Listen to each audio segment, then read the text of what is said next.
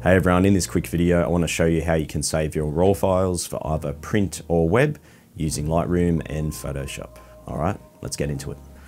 Alright, let's start in Lightroom. We're going to pull this image up here. It's had a quick edit applied to it, and now the process for saving to the web, quite simple really. File, go down to export, then we get this dialog box. What we want to do is shrink this down to a JPEG. We want it to be good quality JPEG, but we don't want the file size to be too big, the dimension. So over here, it's all pretty self-explanatory. I'm going to throw this one on the desktop with the name. I'm just going to call it example. I recommend you name it something descriptive so it helps you find it if you're ever searching for it, or if it ends up on the web, it helps with search engine optimization. Now, file settings, we want to be JPEG. Color space, you can generally leave that whatever you're shooting in. At the moment I've been shooting in this P3, but sRGB or Adobe, whatever your preference is. This is the key part though, resizing. I like to do it this way. I resize to fit and I select the longest edge. So all I have to do is resize one part, and this is the magic number. We're going to change it to 1500 pixels. So by default it could be 5000, 9000, depending on the resolution of your camera.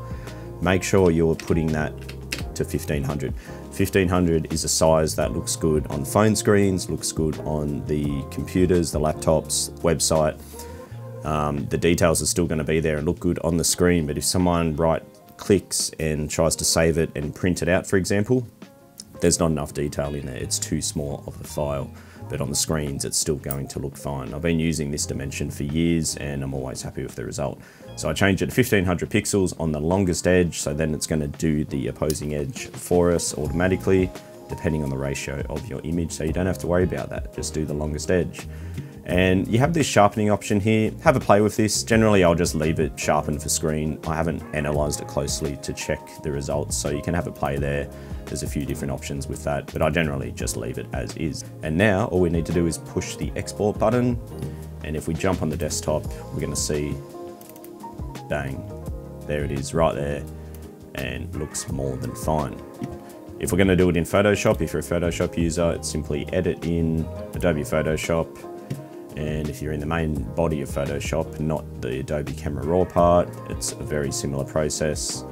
File, export, save for web. So let's have a look. So here we are in Photoshop now, very similar process. File, go down to export, and then here we select save for web. Just let this load. So we get these options pop up here, just like before. We want to be a JPEG, the quality, maximum, the magic number down the bottom here. I changed the width, or the longest edge, 1500, and off we go. Again, you've got the color option here. Have a play with it, see if you're going to notice any dramatic differences. I push save, and then it's going to ask us where we want it. Throw it on the desktop or wherever your low-res folder may happen to be. When it comes to saving for print, we're not going to be working in pixels now. Typically, you're probably working in inches or centimeters. So back in Lightroom, file, export. This time, depending on the size of the print, if I'm printing larger than 24 inches wide, I'll change the format to be a TIFF file, so a higher res file. Otherwise, I'll do a JPEG if it's not that big of a print. So I'll leave that up to you to decide there. But the key really is changing the pixels to, say, inches. And if I'm doing a 24-inch print, 16 by 24, then I'll just change the longest edge, obviously, to 24 inches. And then with the sharpening method, you can, again, deselect it, select it. This is personal preference, something you're gonna have to play with. Personally, I don't do work through Lightroom, so I'll leave that up to you guys to do. But then same process, pushing export, and away it goes. All you need to know is the width of the print, and then convert that over here on the longest edge. Now, if you're doing it in Photoshop, this is where I would typically do it. It's image size. We get this little box come up here, and here we go. We have the inches already selected. Otherwise, you just click that box on the right and the longest edge. So again, we're gonna say it's a 24 inch. Changes it for us. Typically, I'd leave that resolution at 300 pixels per inch, and then I push OK. So now it's going to resize it for us here in Photoshop. So that's the image that's been resized.